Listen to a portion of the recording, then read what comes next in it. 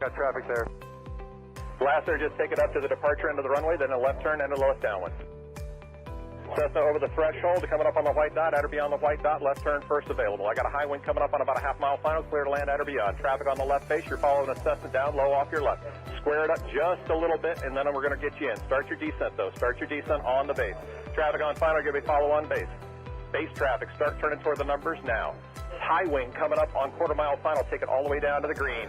Cessna taxiing on the green, expedite down to the next hard surface. Get me some speed, there you go, go fast. This is going to be good. I got traffic on a mile final. You're following traffic ahead and to your right. High wing coming up on the threshold. Take it all the way down to the green dot. 5 Charlie Sierra, 2 mile final. A mile final, turn north, and we're going to just make you, we're going to bring you back around. Jet traffic's coming up on about a mile and a half final. Runway 9 clear to land. Okay, all right. Let's listen up, guys. If you're on final for runway 9, I want you to offset to the left. I got a jet that's landing on runway 9. The jet's cleared to land runway 9 if you can make it. If not, just continue straight ahead. It looks like you're going around for the jet. That's fine. That's fine. That's fine. Oh, we have one right in front of us, sir. Dragger. Let's see. Well, we got a tricycle. Tricycle, put it down. Tricycle, put it down. Tricycle, put it down. Tail dragger, down to the green dot, then a left turn. Short final here. You clear to land on 9 all the way to the white dot. Go down to the white dot. Find somebody to follow out here. Canard, just come to the runway, and I might have to just send you around. That'll be fine. And for the jet, you just want to stay in this pattern, or you want to go back out for an instrument approach? Stay in a pattern, Charlie Sierra. All right, just stay with me here for a minute. And my tail dragger, let's see, over the numbers, go down to the green. And Canard's going to have to go around. Canard, go around. Canard, go around. Canard, go around. And my high wing here over the runway, keep your airborne. Keep it airborne. You do not descend. Do not descend. You got a fast guy behind you. Do not descend. There you go. Keep it airborne. Keep it airborne. As soon as the guy behind you gets slowed down, I'm going to put you down. So keep it airborne. The one that just passed the white dot, make a left turn on a hard surface. All right, my high wing tail dragger, you can put it down now. You can put it down now. And Charlie Sierra, let me get you about a mile off. Let's see, Charlie Sierra, lost. There you are. Make a left-hand turn. I'll try to resequence you here on the downwinds. We'll see how it looks. Short final, you're clear to land runway 9 on the white dot. Clear to land on the white dot. There you go. And the tricycle left on the hard surface and follow the flagman. Welcome. Thanks for being part of the show. And let's see, just find somebody to follow out follow on the final. And as you get close to the runway, if it's not going to work, we're going to send you around and then try to resequence you. Now, who else got sent around that's not back on the downwind? The Canard? Yeah, Canard. All right, Canard, there's a Gulfstream up there that went around too. I just lost sight of him, but you're going to make kind of a left-hand turn and stay low. I think Charlie Sierra, what's your altitude? 3,200. Okay, that'll be fine. Just maintain VFR. I don't know what else is up there above you. Probably most everybody's down here, so just make a left-hand turn. We'll try to get you back here. Canard's got the jet in sight. Okay, the RV, maybe an RV-10, whatever, here on final. Keep your speed up and go all the way down to the, aim for the green dot for me. Actually, keep your speed up. There's a guy behind you. Aim for the green dot, and I'm sure that's plenty of room for you to land on runway 9. You're clear to land on runway 9. Number 2, you're going to go down to the white dot. Follow the white dot. Actually, you know what? That's 1,500 feet. You're going to land at the white dot. The spacing looks adequate here. 2 guys on final. You're kind of tight there. Keep each other in sight, and you're going to aim for the white dot. If it's not going to work, we'll come up with a plan B. We might have to send you around. The second guy behind you out there in about a 2-mile final. Are you slow enough to be able to follow that guy in front of you? You need to go around. Well, I probably shouldn't ask that because I had about 5 guys answer me, so I should know better than that after 35 years, you would think, right? All right, so let me see. The guy who's number 1, it's number 1. What kind of airplane is he? An RV type. All right, RV type. Keep it airborne for me. Keep it airborne. And I got a fast guy behind you. The number 2 guy over the trees there. Go ahead and put it down on the numbers. Put it down on the numbers. My first guy just coming up on the numbers at the over the grass at the numbers. I want you to keep it. T-minus 1 minute and counting. Hello.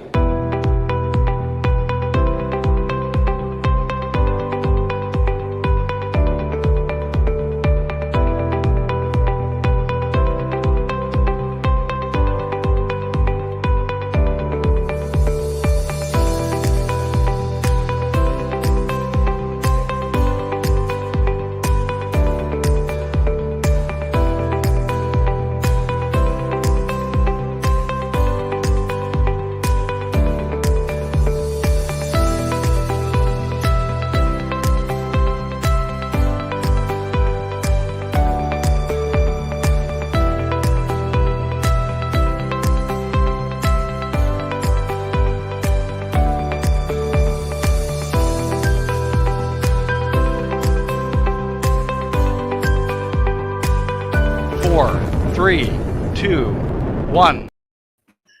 Hello, welcome everybody. Thank you very much for joining us on this super special day. Well, it is for us anyway. I can't believe that 30 bloody years ago, signed a piece of paper, and God, look where we are now. Hey, we're ruling the world. Annabelle Cook says, I'm really disappointed. The theme music wasn't Happy Birthday. Annabelle, the theme music is the theme music. We don't deviate even for Happy Birthday. No, absolutely. We have to be serious as well, you know. I did actually look for a little bit for a segment later on. I thought, let's have some Happy Birthday music. And I went and had a look, and I guess whether there's copyright or whatever it is. Anyway, I could only find really tacky, horrible, bloody Happy Birthday stuff that you put. Anyway, no party. I got a badge. Look at Ian's got a badge. Yeah. Yeah. Can you believe that? I don't know. Anyway, look, we got some serious business, but thank you very, very much for joining us. Loads more about that later. But first of all, we have to say a huge thank you to people at Skydemon for supporting the live stream. It's brilliant. We love them, and we've got a tip for you. So here you go, your Skydemon tip. Hi, I'm Tim from Skydemon. Welcome to this week's top tip. When you plan a flight in Skydemon, you don't have to tell us a takeoff time, but if you do, it can help. Here's a flight I've planned in France. There are quite a few NOTAM for it. And this restricted area here is clearly an obstruction to our flight. But if you go into flight details, you can see that we're currently assuming we're going to be taking off any time today or tomorrow. Let's be a bit more specific with this. And we'll change it so we're going to go flying this Saturday the 5th. Instantly, this restricted area has faded out because it's not active at the weekend. And if you go into the NOTAMs list, you can see the takeoff time here, and there are far fewer bulletins in the list than there were. To reset it, just go to takeoff and go back to today or tomorrow. For our full user manual, go to skydemon.aero and choose Help and Support.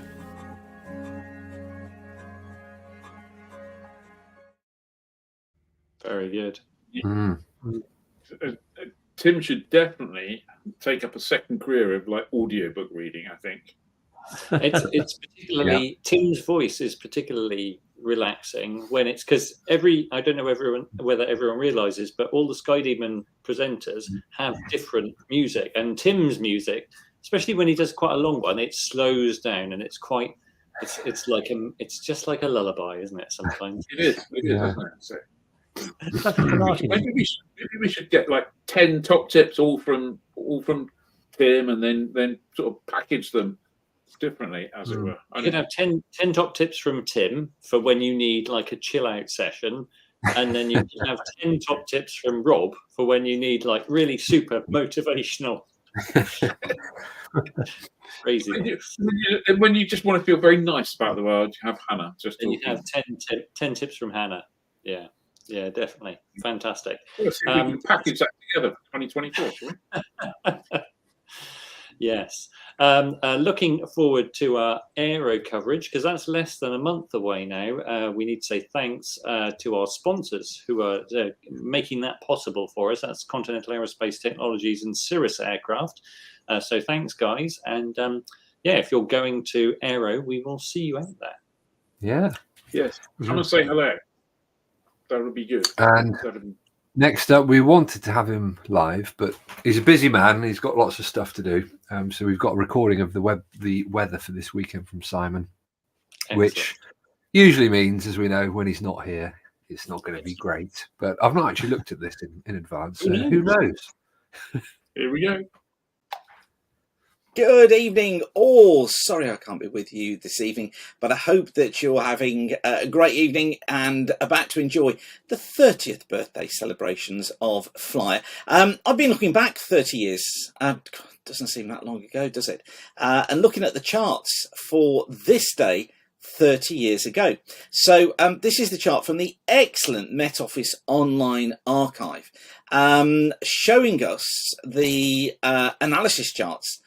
This is midday 30 years ago today, showing us a cold front moving southeast through the country, bringing a few spots of rain, deep low up towards the north. And actually, you know what?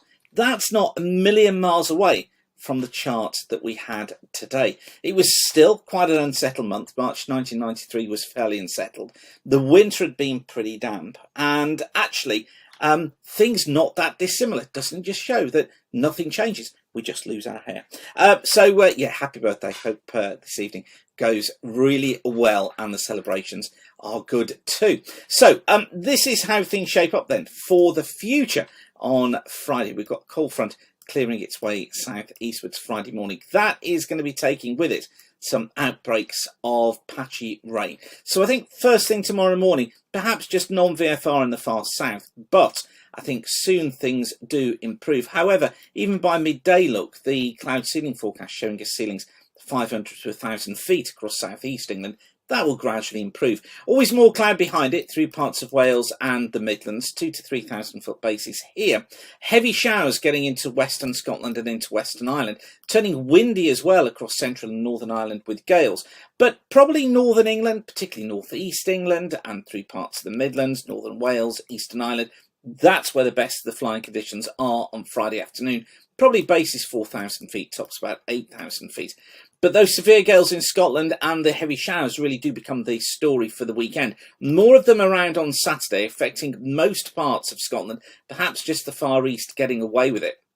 And it was tracking eastwards through Ireland, through Wales, through central and eastern England. Now, I think what will happen is that Saturday morning probably doesn't start off too bad across eastern Scotland, northeast England and eastern England, as well as the southeast of England. But then during the afternoon, those heavy showers come through. Now, there will be some cunims in there. It will be windy too, gusts of 30 to 35 knots, particularly in the west. You'll probably be able to fly around the cunims, but I think local flying is about as much as we can hope for, with the bases falling down to 1,000 feet, tops potentially 15 to 20,000 feet in the showers. Most of the showers, though, always affecting western areas, so sort of western Scotland, western parts of Ireland, western Wales and western England, most affected, but as I say, they will move eastwards in batches. Not the best of days on Saturday.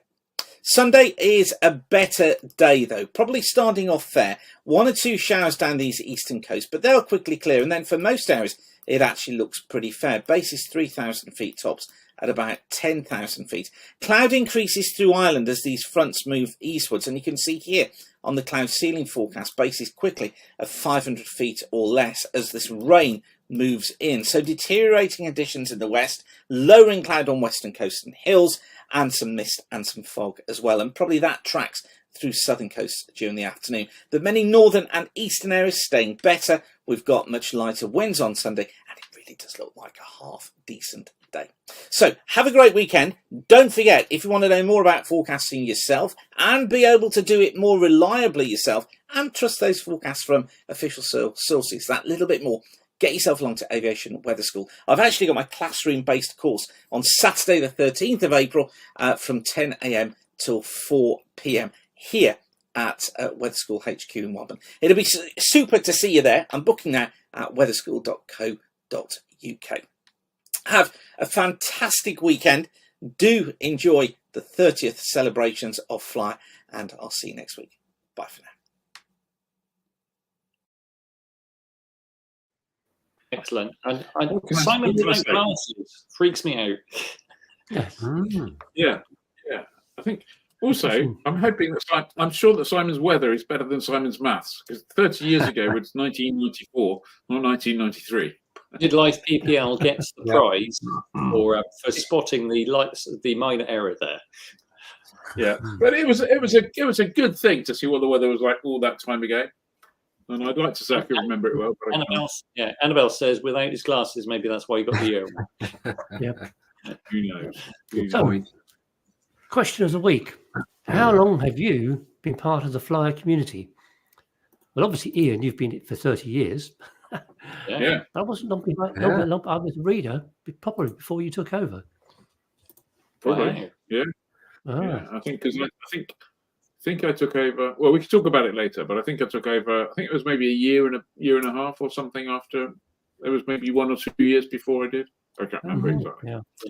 Yeah. Off my head. But tell us, how long you've been within the flyer world? Yes. 30 years for me. Yeah. I'm logging into the forum to see what my old account setup date was. Oh, okay. I reckon about 2007. Annabelle Cook joined when she was 7. I don't know if he'd admit to it, but the forum, I think, was your idea, Dave. Was it? I think it was, yeah. You know, I can't remember anything these days. The things we're going to shock Dave with. I remember we were. Well, we'll talk about it. We'll talk about it later. Johnny's. Yeah. By the way, before we move on to Johnny, just a quick one. As it's our birthday, do us a favour, give us a like, subscribe to the channel, join the club if you're not already. But Johnny, tell them why. Yeah, join the club. So yeah, we've got lots of good stuff at the moment. Landing vouchers for March are Strathern, Spanhoe, Wickham, and you get 10% off in the cafe. Carnarvon and Blackpool, and that's 40% off landings or free landing if you take 50 litres of fuel. You can catch up on the medical webinar from last month, and we've got April 30th is the new date for the next one, and that's Simon Wilson of Fleet Air Arm. Apparently there's a few Simon Wilsons, but this is the Fleet Air Arm one who flies a Swordfish. Yeah, he's going to be talking about flying tail draggers amongst a few other things. So yeah, April 30th for that one. And yeah, loads of free landing vouchers throughout the year, loads of content. You get access to all the written content, all the extra member Skype streams, and the webinars, of course. So join, £5 a month. Great deal.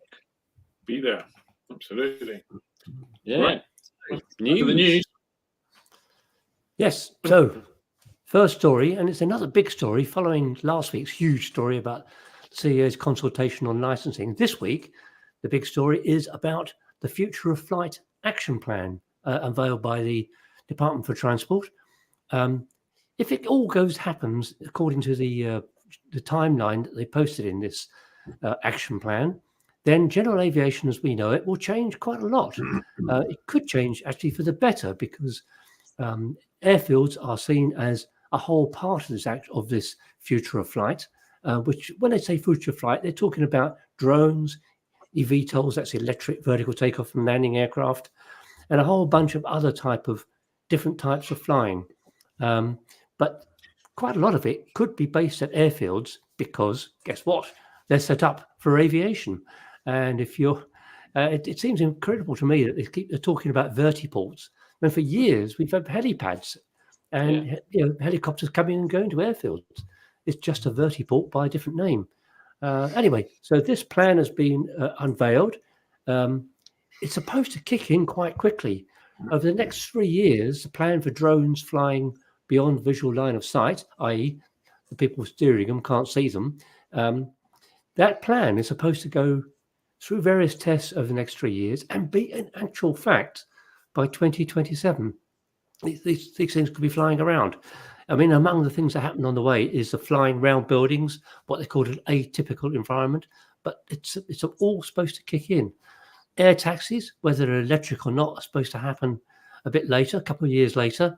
So there's a very different sort of future just coming around the corner, but there's a lot to happen in between to make it really happen.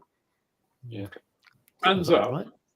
Hands up here and out if you're watching it.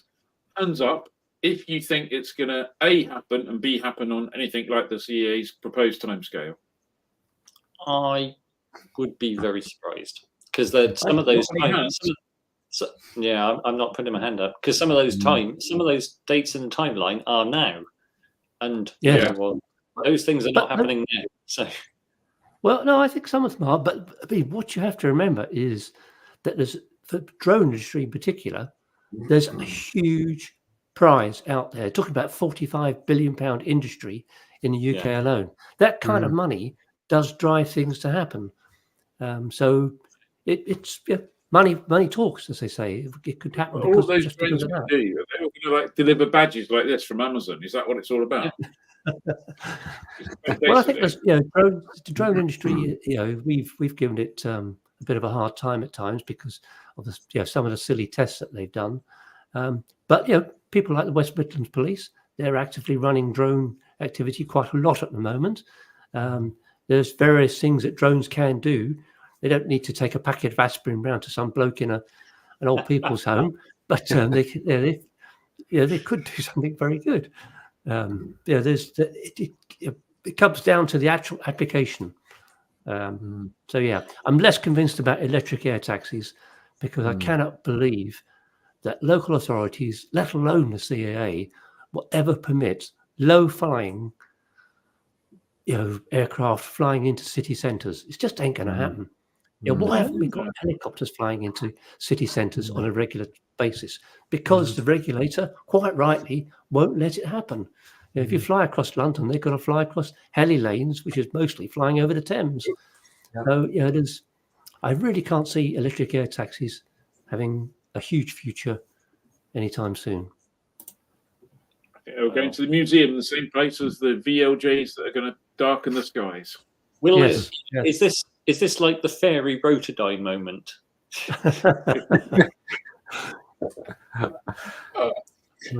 He's having a rant. Matrix DC is having a rant this evening.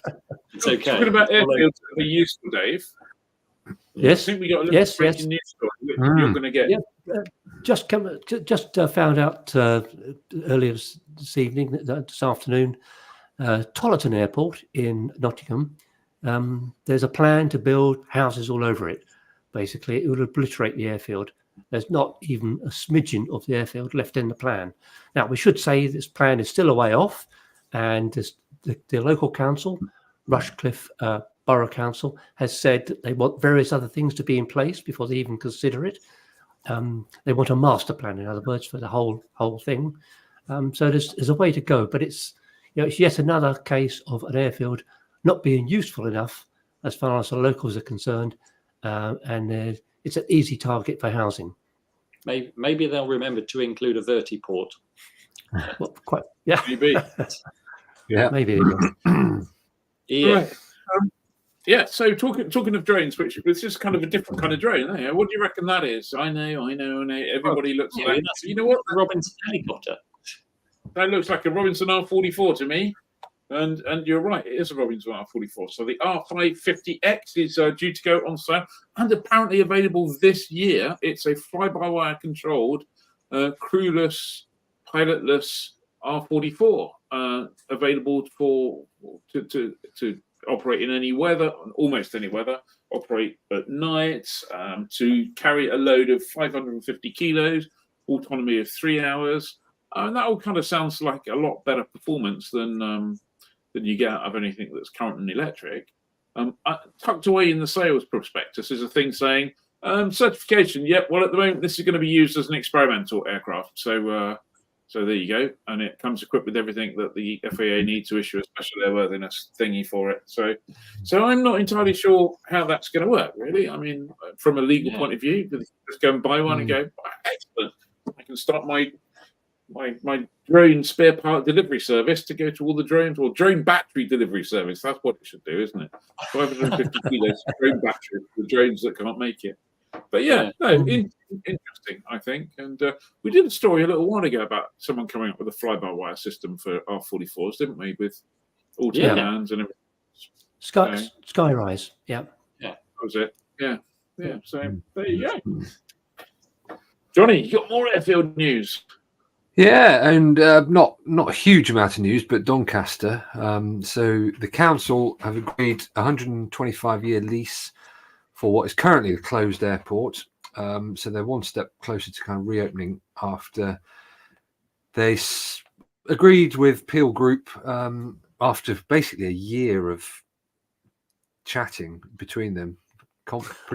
Sounds like complex negotiation. We'll call it complex negotiations, not chatting. Let's do that. So yeah, this is it's a good sign. They're in the process now, apparently, of looking for an operator, and they said they might have an announcement for that later in the spring. And just as a bit of a refresh, everything started in July 2022 when directors were saying that the site was no longer commercially viable. The airport closed in November 2022. And then the following month, the application for a judicial review into the closure was refused, and then things just kept getting kicked down the road. So potentially good news for Doncaster. But yeah, it's all a bit complicated with Peel Group leasing it back to the council, and yeah. When has it ever been easy? Mm.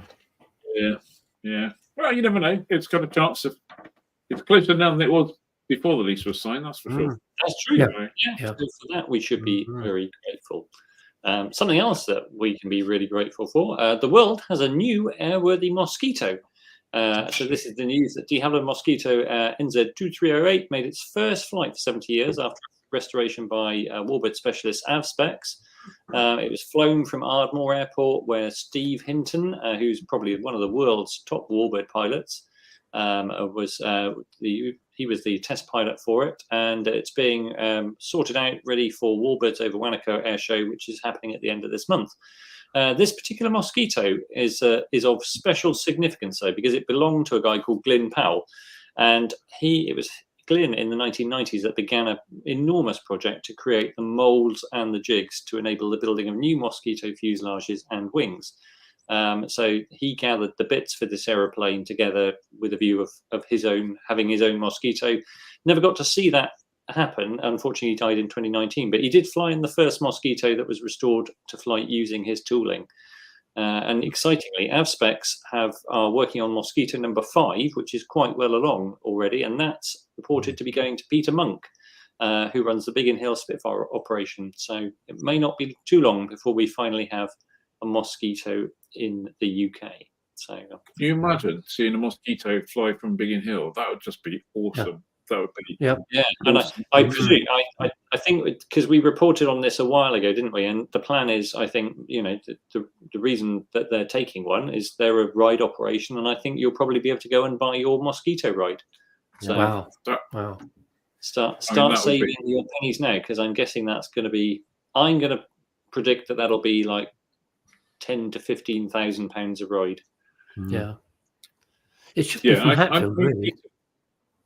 Sorry, it should be from Hatfield, really, because that's the home of the mosquito. It's not there. I'm going to put this on the screen again, because that is truly just a bloody amazingly beautiful aeroplane. And just and if you see how much work goes into creating the base parts, to create a molded fuselage. And to do the wing is an enormous amount of work, and that's why mosquitoes, we just don't have them, because they deteriorate, and for any of them to be flying now is essentially new airframe jobs. So so thank you, Glyn Powell, for making all the bits to make that possible. So indeed. Is that right? That you've got the next story as well, Ed?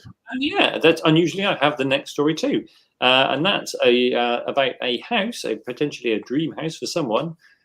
That's up for sale, and it gives it's a house and hangar. It's got direct access to an airfield, and the business premises include a hangar and workshop. For £900,000, you can buy the McLean Aviation premises and a house at Roughoff Airfield West. So that's a 5-bedroom detached house, gardens, multiple buildings, including a 71 by 60 hangar. The buildings have been used as an aircraft maintenance and repair business, with an emphasis on gliders, as it's obviously adjacent to York Gliding Centre. The existing McLean Aviation premises are part of the sale. However, the original planning agreement to build the house includes a restriction that means that it must be occupied by someone who is employed by the business on the site. And the current business, the actual business, isn't for sale. So you'll need to create your own business and if you move in. So the dwelling must remain in the same ownership as the office, workshop, store, and hangar. But could be exciting for some. Do you think it could be like an aviation magazine? Would that count if you started that business there, an online aviation magazine? I would have thought, because you need to do stuff with aeroplanes, don't you? So I would have thought that would be valid. You could have a heck of a studio there. There's a business there. Yeah. Unfortunately, I can't move to York. maybe if it had been 30 years ago, but maybe not now. Right. Quick story from me. Last week, I wasn't here last week, but you'd have heard about the PDF being uploaded if you're members. Just heads up, there's a great little series that started on there, all around Ed's little Super Cub restoration project. This is a Super Cub that Ed bought recently. It hadn't flown for, 12 years or something, 1950 Super Cub. He's gradually working his way through it, bringing it back to airworthy status. So that should be flying soon. There's a whole load of little mini videos that come out, some longer form videos, and a bit of a diary kind of thing that'll be going on the magazine. It's not like that kind of American what do they call it, restore rescue thing. It's very not like Rebuild Rescue. It's just Ed in a hangar. It's not like Rebuild Rescue. So like Ed doesn't walk in and go, "Hey Grizzly, do you like the steak?" kind of stuff like that. And it's not Jimmy's world where he goes, "Oh, I just bought this for $250,000 or something." Yeah, but, can I make it start? Jimmy would have trouble with mine at the moment because it just wouldn't. What, without any cylinders? No, that would be tough. Yes. Yeah. But do you have a catchphrase, Ed? Do I have a catchphrase? Yes. Wipe your feet on the mat before you come in.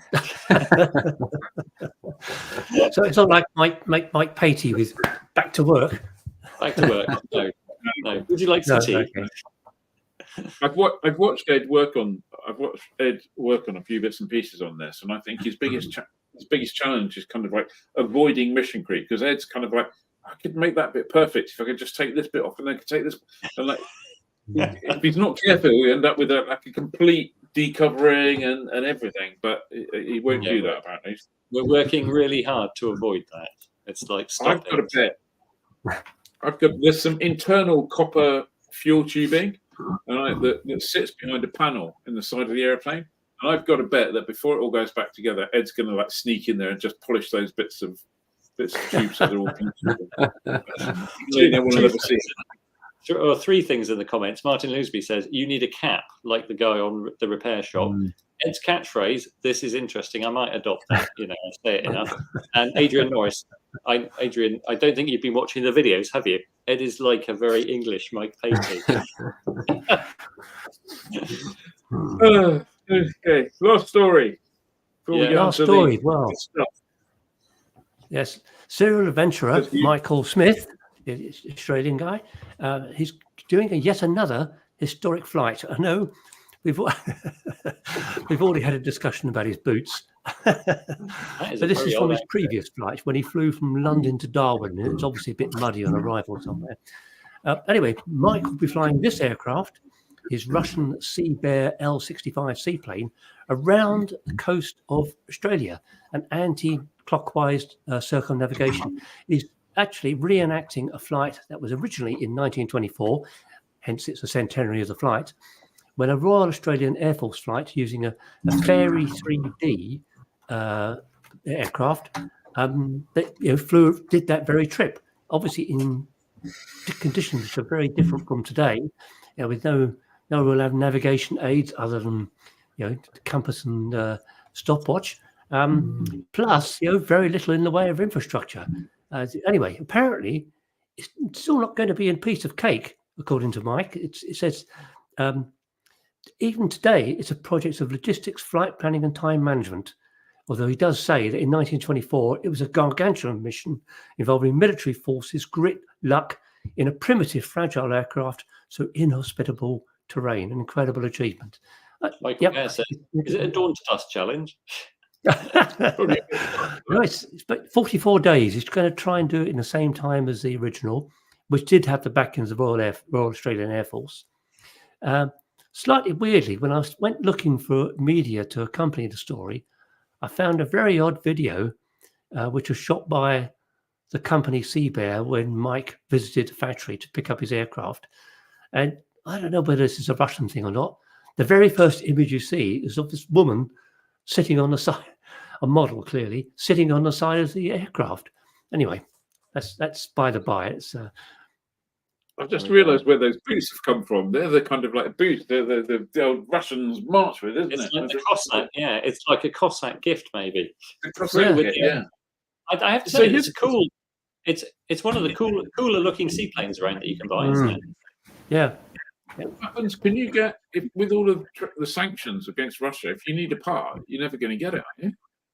I'm guessing. No, you just do what? Oh, in fact, no, I'll libel myself. But do what lots of companies do by sell it to some other country, and then that country, you can get anything. You can get anything. You've got to be creative. But yeah. This is the master of the dark, Johnny Salmon. That's it. Yes. If you need that aeroplane part, Johnny can get it for you. Yeah, if you need a spin-on oil filter. Yeah, there was a time. So that brings us to the bit where we talk about Ian 30 years ago buying a flying magazine. How did this all happen, Ian? Oh, it was a bit of a look. So I was working for another publishing company at the time called Future Publishing, based in Bath. And one of the things I was doing was looking at magazines to buy, and I'd actually found, whoa, what happened there? Stop. I'd actually found out James Gilbert.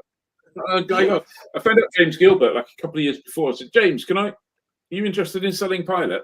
And James, as was his one, he's like, my dear chap, come to lunch at the Groucho Club in London and we'll talk about it.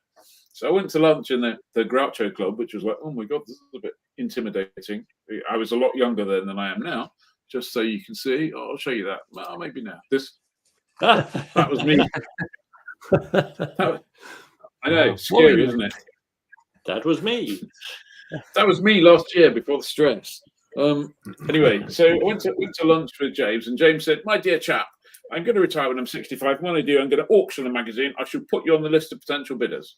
And good, true to his word, he did. And I did actually put in a bid, but that bid that I put in, fortunately, wasn't accepted because it was for a lot of money. And the bid, the company called Archant bought it for like 3 times what I bid. So it was like 3 times a lot of money back then.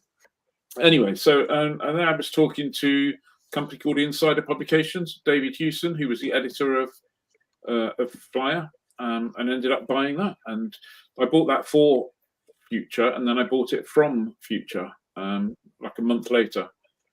Wow. So there you go. Signed the contract this day, 30 odd years ago. And Flyer wasn't very. We've touched on this, but Flyer wasn't a very old magazine, was it? When you at that point? No, I think it had like, I think it was maybe 18 months or something like that, maybe 2 years old. This one here. This was the first issue that we produced. Robin 2160 on the cover. So that's April. That's the April issue 1994. And those of you who can remember the print things will know that the April issue always came out in March and never came out in April. No. So yeah, so that was that. And there was initially 4 of us, and for the first couple of years we were working from about 10 in the morning till about midnight, 6 days a week. I mean, we all knew publishing. We all knew how to create magazines. But going from a bigger company that does stuff for you to a small one where you have to do everything yourself was quite complicated. I think I have a picture here of the original office. As you can see, we were surgical and clinical with our tasks. Wow. That was, yeah. That was in a place called the Little Theatre. There's a little theatre in Bath, which is a little independent theatre that shows independent movie kind of things. And we had like a cabin on top of it, and it was freezing cold in winter and bloody hot in the summer. And it was good. Yeah. So having bought a magazine, do you then go, oh my God, what have I done here?